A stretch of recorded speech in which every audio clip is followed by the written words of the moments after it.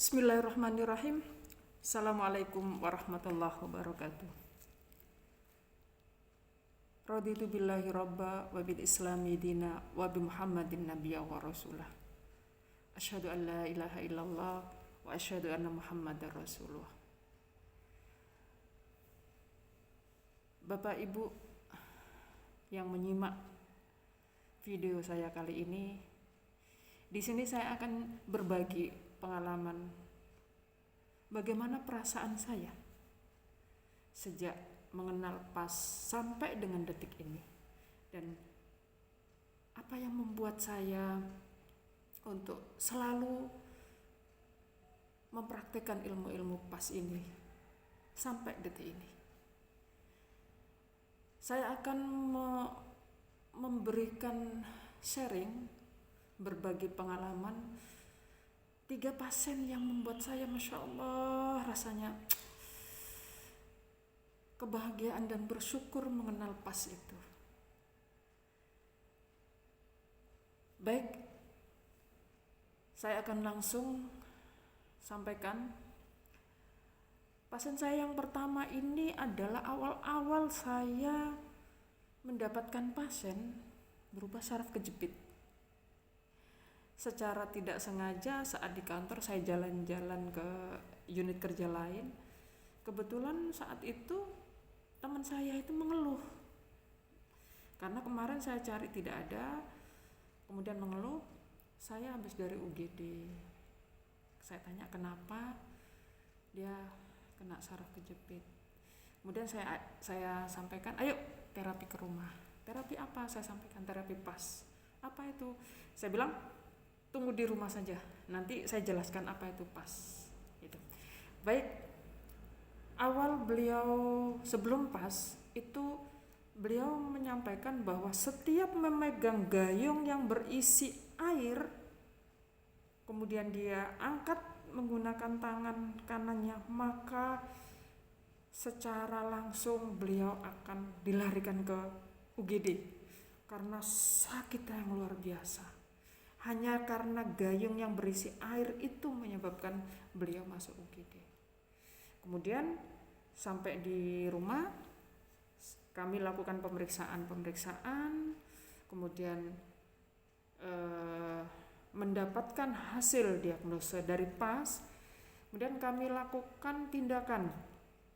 Tindakan yang pertama adalah biasa CU kami lakukan sesuai dengan penyimpangan. Kemudian kami beri setup kombinasi saat itu, setup kombinasi. Tapi sebelum itu saya lakukan putar rusuk ya, putar rusuk dulu, langsung dilanjutkan dengan setup kombinasi. Beberapa saat kemudian saya suruh setiap habis dilakukan terapi kan evaluasi nih. Saya suruh lakukan gerakan. Masya Allah, Alhamdulillah ya Allah. Dari situ saya dan suami sampai terdiam karena beliau sujud syukur dan menangis haru. Bagaimana rasa syukurnya tangannya yang tidak pernah bisa, mohon maaf, mengancingkan tali BH di belakang. Karena sakit sekali. Saat itu juga bisa, Alhamdulillah. Kebahagiaan yang luar biasa kami rasakan saat itu, sampai tertegun melihat beliau begitu bahagia dan rasa syukurnya. Itu dari pasien yang pertama. Kemudian pasien yang kedua ini seorang anak-anak umur 4 tahun, kebetulan santri di tahfiz kami. Saya lihat beberapa hari tidak masuk, saya kontak. Kebetulan neneknya sering ketemu jamaah masjid. Beliau sampaikan bahwa cucunya demam dan tidak mau makan dan lain-lain. Saya bilang, ayo terapi ke rumah. Kebetulan neneknya, anaknya itu sudah pernah terapi semua di rumah. Jadi cucunya saya ajak, saya suruh bawa ke rumah. Kemudian saya sampaikan bahwa kita mau melakukan terapi nih, tapi terapinya terapi menggunakan bedong saja. Awalnya orang tuanya di bedong, iya kita lakukan bedong. Saya jelaskan apa tujuan dari bedong. Kemudian harapan apa setelah dilakukan pembedongan? Kebetulan orang tuanya seorang apoteker, jadi saya sampaikan stop obat dulu selama proses terapi ini, supaya kita tahu hasilnya terapi dan sebelum terapi. Akhirnya orang tua dan neneknya setuju, saya bedong pas ya, bedong pas. Karena usianya 4 tahun, maka saya lakukan bedong selama 20 menit. Kemudian langsung berkeringat. Dari demam tinggi itu langsung berkeringat. Kurang lebih sekitar 41 demamnya saat itu, langsung berkeringat. Dan sore saya dapat video dapat kabar dari neneknya bahwa cucunya sudah makan dengan yang sebelumnya kan nggak mau makan tuh, langsung makan, kemudian sudah cerah lagi dan tidak demam. Alhamdulillah. Kemudian pasien berikutnya, pasien yang ketiga, ini pasien yang Masya Allah menurut saya luar biasa nih pasien. Bagaimana tidak seorang laki-laki usia 48 tahun sebagai kepala keluarga menderita Parkinson, sudah 10 tahun menderita Parkinson. Dan Parkinsonnya itu dia tremor tangan kanan dan kaki kiri itu selalu, sehingga beliau selalu mengkonsumsi obat itu 10 obat dalam satu hari. Jika tidak minum obat maka tidak bisa melakukan pekerjaan apapun. Kemudian kami lakukan tindakan pemeriksaan awal, kemudian terapi yang pertama CU, kemudian set up kombinasi, dilanjutkan dengan HK, cabut rumput, dan reposisi gerakan dan posisi sholat. Setelah dilakukan terapi, kita evaluasi, alhamdulillah beliau sampaikan ada perubahan. Pasien kami selalu kami follow up setiap hari, jadi kami WA, bagaimana hasilnya. Kebetulan waktu itu terapinya hari Sabtu, saya sampaikan coba dikurangin obatnya, kalau bisa stop, kalau nggak bisa dikurangin dulu. Sabtu Ahad kebetulan kan tidak bekerja, sehingga hanya di rumah bisa dicoba untuk stop obat. Alhamdulillah Sabtu Ahad bisa, tapi Senin beliau tidak bisa, karena menurut beliau jika tidak minum obat maka tidak mungkin bisa bekerja. Oke. Saya terus lakukan follow up via WA setiap hari. Kemudian saya suruh kontrol hari Sabtu kemarin ini saya suruh kontrol. Kemarin waktu datang, biasa kalau di tempat kami kalau kontrol maka saya suruh praktek dulu PR yang dilakukan itu, supaya kami bisa menilai sudah tepat apa belum, kan gitu. Kemudian dilakukan tindakan PR yang di rumah, ada beberapa koreksi. Kemudian saya tanyain, tadi minum obat? Ya, minum obat, karena dia kerja setengah hari. Oke, gak masalah. Harusnya 9:30 itu harus minum obat lagi. Beliau tadi sampaikan pagi minum obat, sebelum minum obat dia tuh sampai lupa kalau belum minum obat karena ada perkembangan yang luar biasa pagi tadi.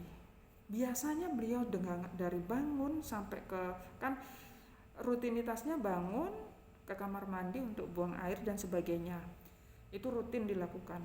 Biasanya itu memerlukan waktu sekitar 1/4 jam karena beliau jalannya berat sekali. Ternyata tadi pagi itu alhamdulillah beliau sampaikan itu hanya memerlukan waktu beberapa saat saja, sampai beliau lupa, oh saya belum minum obat gitu. Nah, tapi karena beliau kerja tetap minum obat. Nah, sampai di rumah harusnya 9:30 itu udah 10:30 itu sudah mulai minum obat. Itu udah mulai tremor. Saya perhatikan karena saya memang berniat untuk memonitor bagaimana reaksi dari terapi yang tadi pagi dengan reaksi obat. Kalau saatnya minum obat itu harus bagaimana, karena obat-obat untuk orang Parkinson itu kan ada, mohon maaf, ada kandungan narkotiknya. Jadi pasti ada ketergantungannya di situ. Dan saya tanyakan ke pasiennya, betul, kebetulan istri beliau juga seorang apoteker menyampaikan bahwa memang ada kandungan itu di obatnya. Sebelum terapi pas, sebetulnya beliau menyampaikan pagi tadi bahwa saya sebetulnya sudah sampai di Surabaya untuk rencana melakukan tindakan operasi. Saya tanya, operasi apa? Operasi, kata dokter, kejadian ini karena adanya dua otak yang saling berlawanan. Otak yang pertama itu tremor yang menyebabkan kelemahan, yang otak satunya itu yang hiperaktif. Nah, yang hiperaktif itu otaknya mau dimatikan. Wah, kaget dia. Wah, dimatikan. Wah, akhirnya tidak jadi dilakukan operasi dan terapi pas itu. Saat kita ngobrol, tremor, luar biasa tremor. Beliau sampaikan saatnya minum obat. Saya suruh baring, kemudian kami lakukan EB, terus EB. Alhamdulillah EB, sekat satu kali EB, tremornya langsung hilang dan langsung keringatan. Beliau sampaikan seperti ada yang mengalir di tulang belakangnya itu, gitu, panas itu. Kemudian sampai 11:30 tremor lagi, 1 jam berumur tremor lagi. Kami EB lagi, hilang lagi. Akhirnya kami sampaikan, coba Bapak setiap kali mau tremor maka lakukan EB di rumah. Kemudian sore saya tanyakin bagaimana perkembangannya. Siang itu hanya minum obat satu saja, dan obat yang mengandung tadi narkotika tidak beliau minum, karena saya sampaikan bahwa kalau kita mau berobat ada barang yang mohon maaf Allah larang, maka rasanya agak berat untuk Allah sembuhkan, saya sampaikan gitu. Kebetulan beliau juga mengerti itu, dan alhamdulillah itu tidak diminumnya, begitu. Alhamdulillah, rasa kebahagiaan itu yang membuat kami, Masya Allah, alhamdulillah.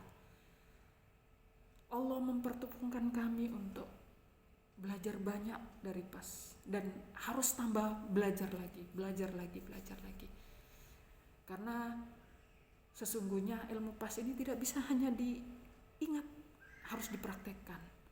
Maka kami komitmen sejak awal, kami belajar PAS, kami harus praktek untuk membantu orang lain.